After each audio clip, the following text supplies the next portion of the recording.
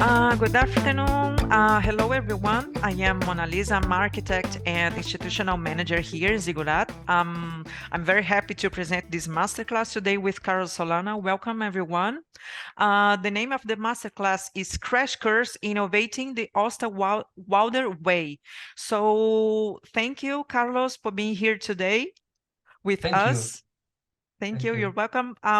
So Carlos, he works with innovation at MediaPro, and he's based here in Barcelona. So Carlos, thank you again, and the stage is all yours. Thank you so much. And thanks to you all for being here. I hope you enjoy the session today. And yes, we have this, I don't know, it's going to be like 40, 50 minutes presentation. And then if you have any kind of question, we can go for it. So there we go. Uh,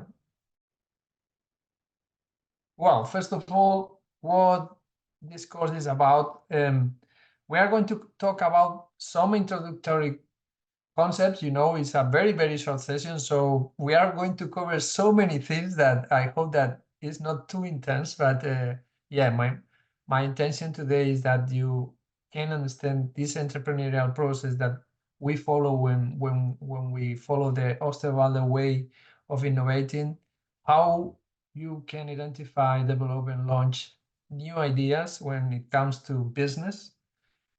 So this is not related with some kind of only creative or artistic ideation. It's about being able to offer a solution to a problem, usually from the entrepreneurial point of view.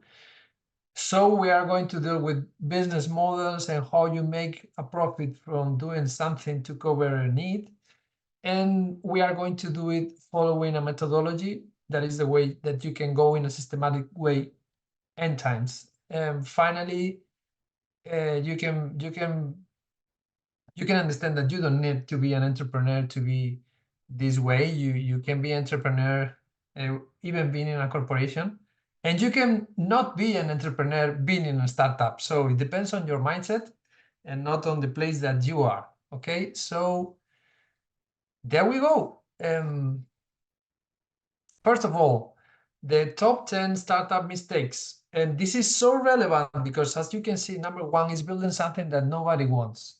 This methodology is very focused on building something that people need, building something that covers a real need from real people. And because of that, after following this course, you should not fall into this first top 10 startup mistake. So that's the first thing. You have to build something that people want, people need, people use, people understand. And the way we do that is building some ideas that we create from our observation of reality, observation of users, consumers, clients that are out there with some pains that we could solve, with some needs that we could cover.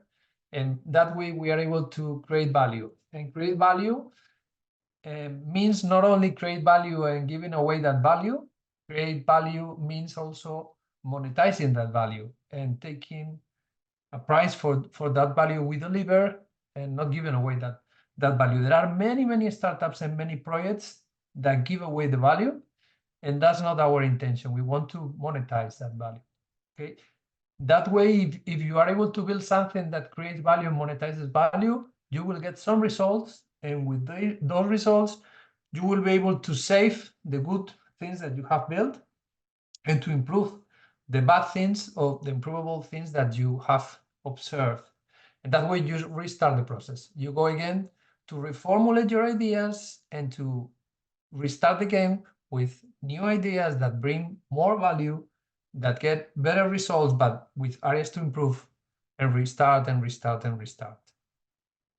What you can see here is an example, is yeah, bicycles, many bicycles. Even you could think that these are all kind of bicycles that one could imagine for different kind of people, personas, or whatever. You can see top left battery ones for kids, for racing, for mountain, whatever. And this is an approach, okay? And if I ask you, is there any kind of bicycle that you can imagine that is not here? Maybe you could find someone. But if we go to the next one, is this kind of new mindset what we are seeking in this approach that we are working today? Is certification is an example. You could focus on the way you provide that value, and you think that you are not manufacturing bicycles, but you are providing people with something that covers the need that they have to commute, for example. No, this is the reason that we have to observe reality with a different mindset, with the ability to be able to capture those needs that people have, and to be able to find something new that makes sense and that improves the present solutions that are out there. I don't know if you know the Ikigai concept. It's a Japanese concept that has to do, it's in the top right. And it means that if you are able to reach your Ikigai, you are doing something that you love. At the same time, you are doing something that you are capable of doing. You are good at that. And at the same time, you are being paid for doing that. If you are able to do these things at the same time, you have reached your Ikigai. That's the theory for people. And I think that this model is like an Ikigai for a startup, for a company too. You have to look for three things at the same time with your proposal. First of all, you have to find something that is desirable, is focused on users and society, and is something that they desire, they want, they need that thing that you are offering. Second, you have to do something that is feasible. You have to be able to build it. You have to be able to deliver that thing that you are offering, and it has to work. Okay, that's the second thing. And the third thing of this startup Ikigai has to do with profitability, because as we were saying before, we need to monetize and we need to cover the cost to deliver our service or our product, and that cost should be lower than the income that we receive. So we have to think on the business model, income, cost, etc., and it should make sense. Okay. So the process that we are going to follow goes for this kind of mess. We start with this kind of research, going back and forward all the time, getting some ideas out there, being able to draw the landscape that we have in front of us, and being able to have this differential vision of what's happening out there is so relevant, because being able to identify something that makes sense to solve that need, that you are the first to understand that this makes sense, is a big opportunity. So you have to be able to conceptualize something that summarizes somehow that mess that we see, and comes up with a very simple, very understandable proposition that you can test at the end of the process. No? So we are going to follow some steps to cover this methodology, this process. And there are like 5 steps. The first step has to do with empathize. We will see in detail now. With empathizing with the consumer, with the customers. Second, define the problem, and this is so relevant. We will see. If I have to choose only one, I would say that define the problem is the more relevant one of all. And look, I'm not saying building the solution. I mean, being able to identify the problem and defining it is the most relevant thing. Then when you have a real clear vision of what's the problem, when you choose the problem that you want to choose, you go for ideating the solution. And when you ideate that solution, and there are many possible solutions, you have to prototype it to test it. So there are these 5 steps, and we will cover them. There is an initial phase that covers like the 3 first steps that has to do with learning, and the second phase that has to do with validating those learnings that you have. Okay. More details, more aspects related with this methodology. I don't know if you have read about Tom Kelly, the 10 phases of innovation, but there are like 3 groups of roles that when you are creating a team of people to solve these kind of problems and come up with a proposal that creates value, there are 3 kind of roles. The first kind of roles, and there are more details that we can't cover today, but are the learning roles. Are those people that are observing what's happening out there. I would say that they are the ones that are able to define what's the problem that you have to solve.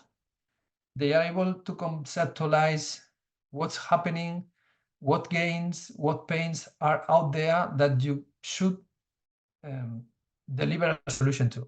The second one has to do with organizing everything, because there must be some kind of methodology, order.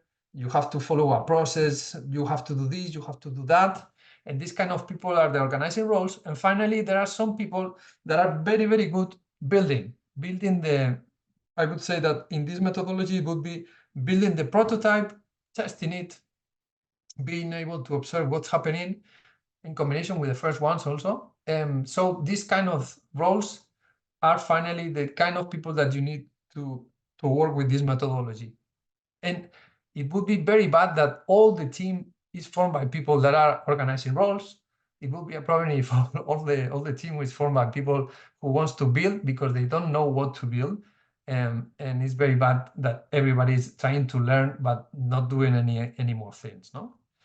And this methodology, as you can see, there are, and these are some of the innovation methods, but is focused on the blue one, the design and thinking, and also with the lean startup methodology. And yeah, you will see. One very relevant thing that I want also, one aspect that I want to highlight. Design thinking is about falling in love with the problem, not the solution. And it's so critical that when you are talking to an entrepreneur, it's very, very focused on the solution. And you have to fall in love with the problem, because the problem is, at the end of the day, something that you choose to solve. And there is, let's imagine that you are choosing a very, very very poor problem. You will come up with a great solution to a poor problem. And there will be a poor startup. So choosing a very good problem with a lot of potential, at the end of the day, is going to come to a better scenario of business of startup that if you don't have this mindset focus on the problem. Okay, there are some aspects that are very relevant. I would highlight these 4 multidisciplinary teams that we were saying before. Iterative, we have to iterate to improve and improve and improve, as we were saying in the beginning. User-centric, and user-centric somehow is saying problem-centered. Okay, we want to focus on the problem, on the user, on their needs, and then you have to prototype it, because you have to test it. You have to be based on data that you observe. You don't have to have intuitions and things like that. You have to test it and to be very empiric. Another thing is very typical. There are these kind of people, no? People that are I-shaped, that are experts in one thing. There are people that are generalists, that know a bit of everything, but they are not experts in anything. And the T-shaped people are the ones that are perfect for this kind of approaches to ideation and discovery of new ideas. Is the T-shaped. So they are good generalists, but at the same time, each member of the team are very, very good experts at one thing. When you combine all of them, you have a group of T-shaped people that are covering, like experts, many aspects, but at the same time have a common understanding from a generalist point of view. So that's also another relevant thing. 4 very basic ideas. You have to think big. You have to seek something that could change the world. Okay, but you have to start very small, because you are starting a small business, so you have to start small.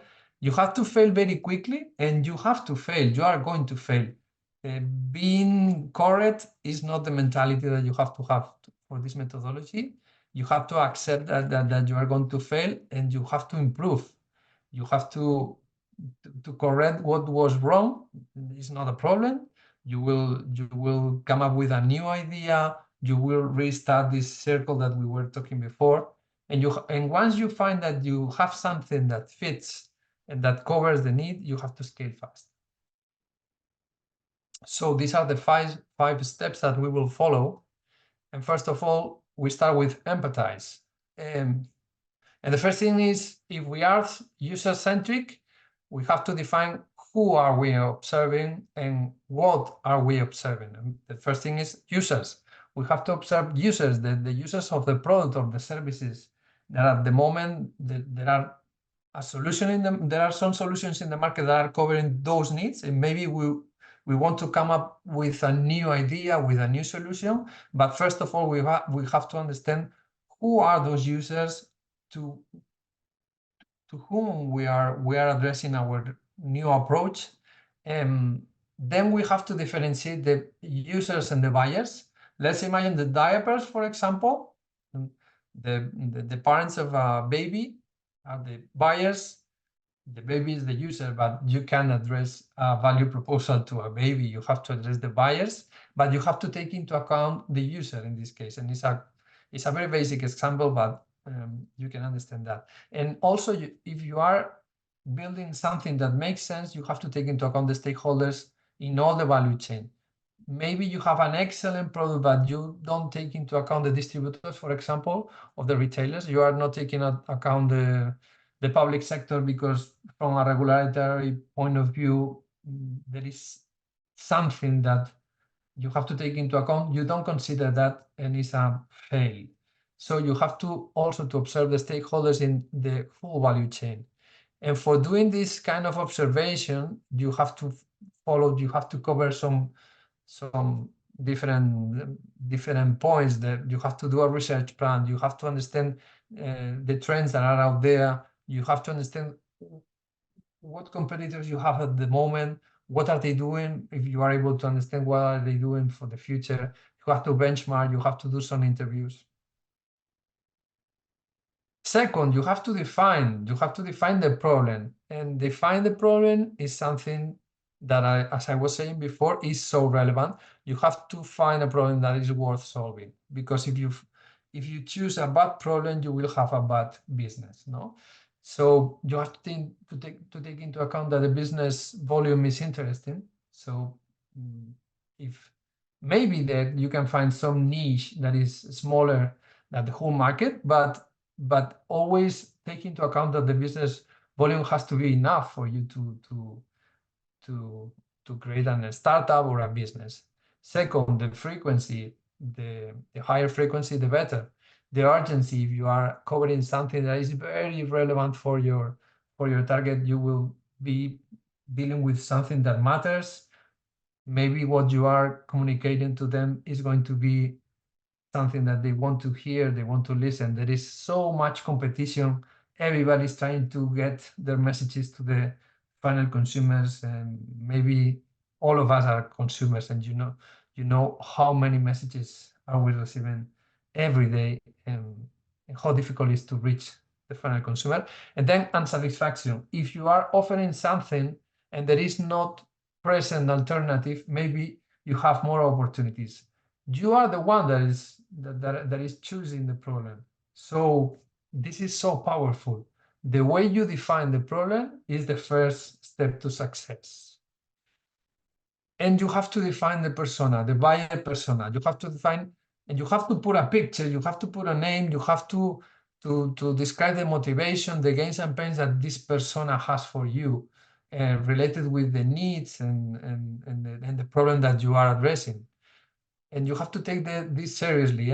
Sometimes people say, okay, I put the picture here and then I forget. No, it's very relevant, because then you need to have a persona always in mind, because you have to have always in mind the problem. You are focusing on you are user-centric, you have to solve a problem, and you don't have to forget that problem. So this persona helps you in having this focus. And then it's a way to inspire the team. You always stay focused on someone needs, and you see her face. Okay, so it's so relevant. People usually forget the problem and start focusing on the solution very, very soon.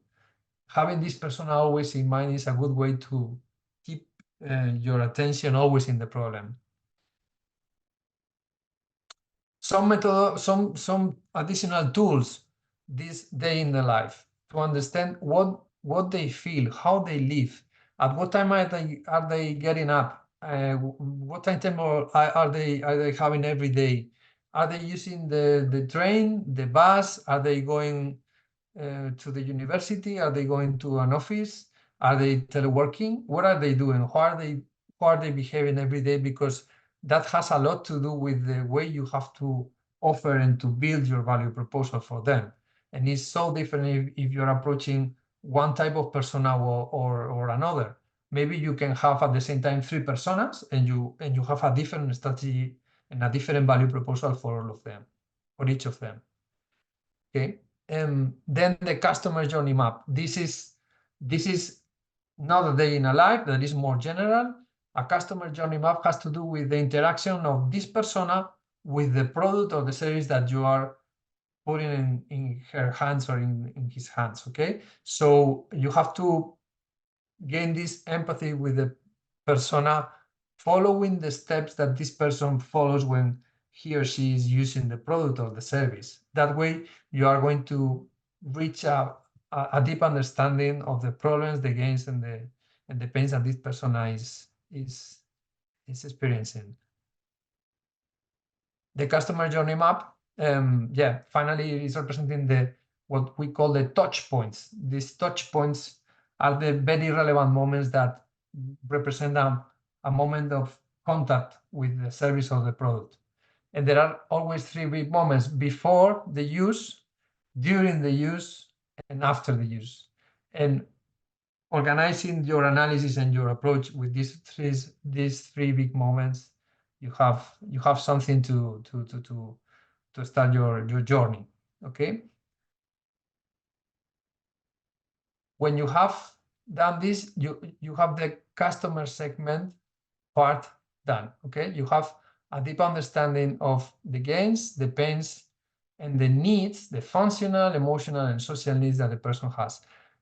Later it will come the value proposition, but now we are still in the defining the problem. Okay. Sorry. The problem statement is this. At the end of the day, you have to be able to create a very simple sentence like this, no? This persona needs a new way of doing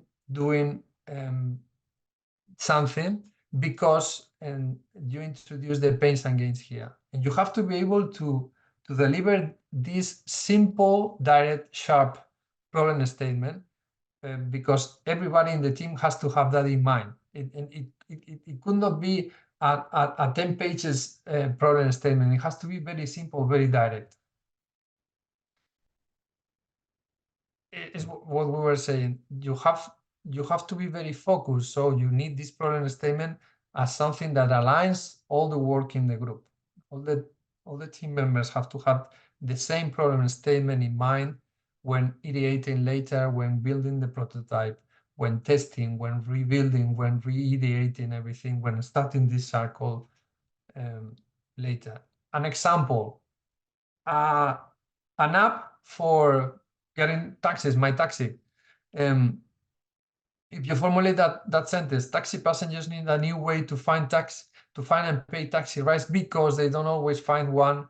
And if they plan the taxi ride, they need to make a phone call, which is disturbing and beyond that, cash must be carried just in case. Okay, this is integrating the insights in the left and the goals and wishes, but you also could formulate that problem statement from the taxi driver's point of view. As you can see, there are so many options, so many ways to understand reality, and that's your work. You have to be able to formulate the different personas that make sense for your value proposal. Sometimes it is not so simple, and it's not only the customer, but also the provider, the vendors that you are creating, if you are, for example, creating a marketplace like this.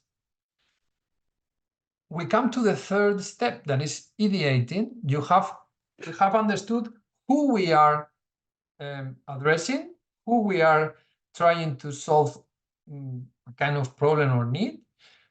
Then we have defined the problem, and after understanding the problem that we want to solve, starts the creative part, ideating a solution. This first step in ideating the solution is framing the problem. Framing the problem has to do with being able to understand that there is not only one solution. There are going to be many potential solutions. You have to ideate many of them. You have to be able to put them, I don't know, 100 of them, and then you have to be able to prioritize. We will follow then an idea generation process.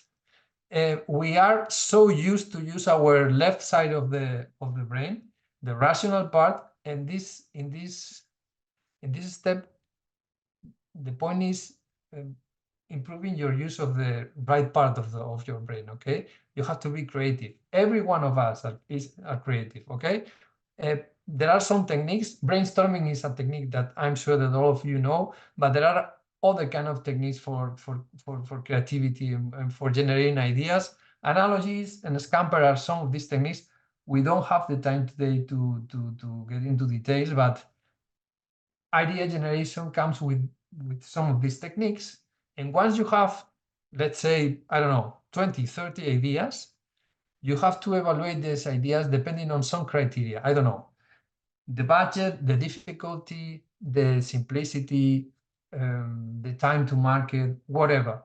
You have to score them, and the better wins. So you have to do this numeric and analytical approach so that you don't have this only intuition to select the final idea, but you take into account different things that are relevant for you as a company. I don't know, for example, sustainability.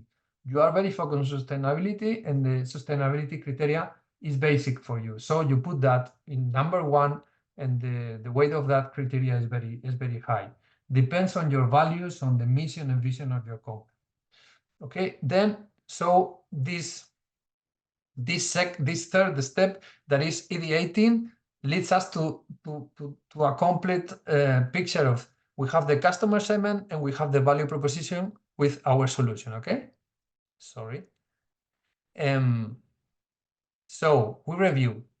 First, we go for the problem. We select the customer segment. Then we identify the customer jobs, the needs that we have to solve. Then we identify the customer pains. Then we identify the customer gains. And when we prioritize what kind of pains and gains we want to address as a priority for us.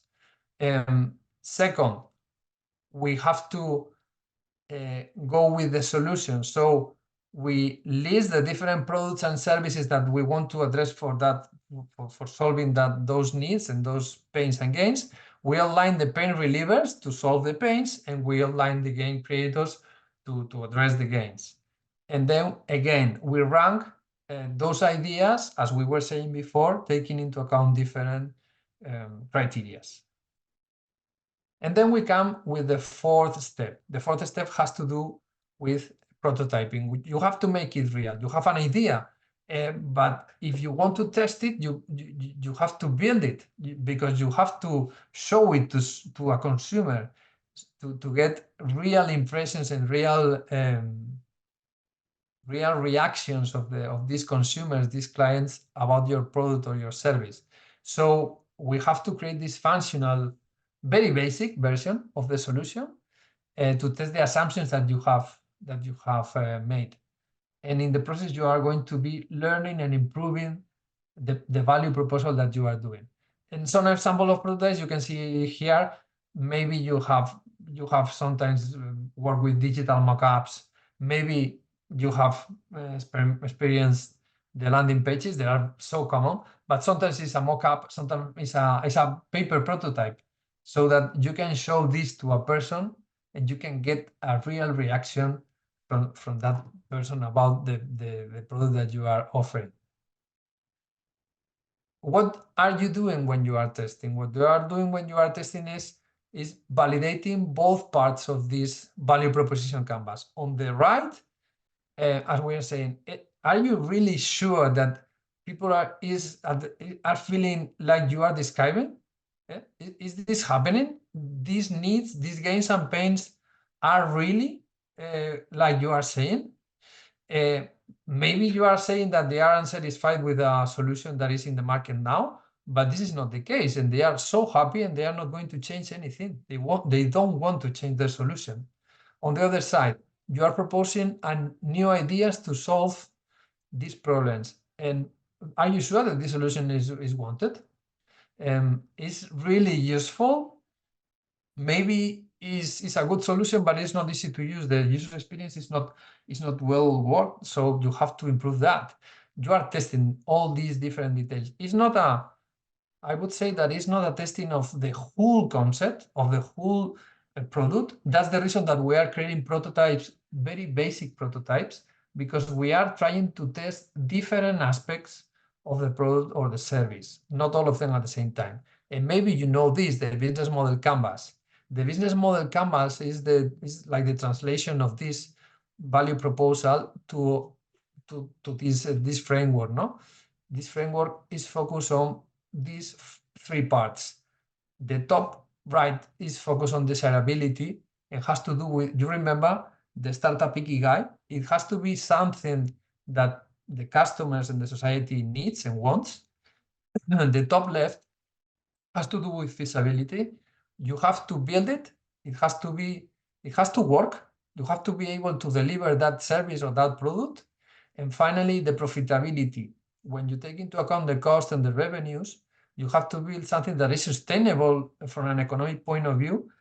You have to have higher revenue streams that cost, because if this is not happening, maybe the investors one day, it's okay that in the beginning you are not having profits, but in the long term you should be profitable, and you have to design a business model that makes profits. We are testing. If we are testing, we are investing time and resources to get information and knowledge about what's happening. Is it a good value proposal? Is it usable? Is the user experience okay? Are we addressing a real need? All those questions are time consuming, are resources consuming, and if you want to have 100% certainty of the success of the project, you are going to invest so much money that you are not going to be profitable ever. So you have to choose what's the point in this process where you stop, when you stop investing and you accept that uncertainty and you go to market with a reasonable uncertainty and with a reasonable amount of investment to test the product. Okay, so there's no way to substitute going to market. At the end of the day, there is one moment that you have to stop testing and you have to start going to market. And at the end of the day, this step has to do with this validation cycle. No, you build something, you launch it, you measure, then with the measure that you do, you learn something.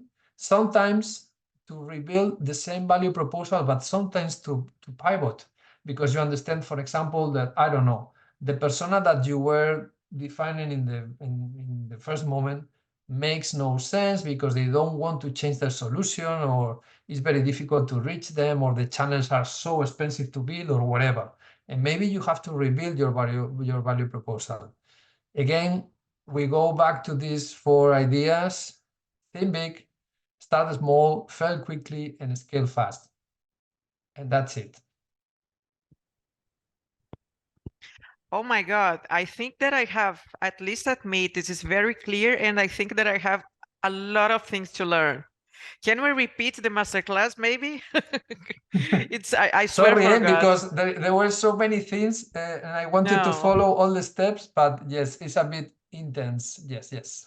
And that idea, I think that we can use this methodology to products, to create a business, and for everything. I think it's very clear for me. I think that it's all. We don't have questions here in the chat, so I hope you have enjoyed this great masterclass. Thank you, Carlos. Thank you. I hope you have enjoyed it also. And oh, I think Yeah. that we have here. We will get the slides. Oh, we will have the record. Okay. Yeah. Yes, Jackie John, will this record be available for download? Yes, we will share the record next week. Okay, so we will receive this recording in your email. Okay, so thank you very much. Thank you, Carlos, and You're welcome. we keep in touch. See you. Bye bye. Bye-bye. Thank you, everyone. Thank you. Bye.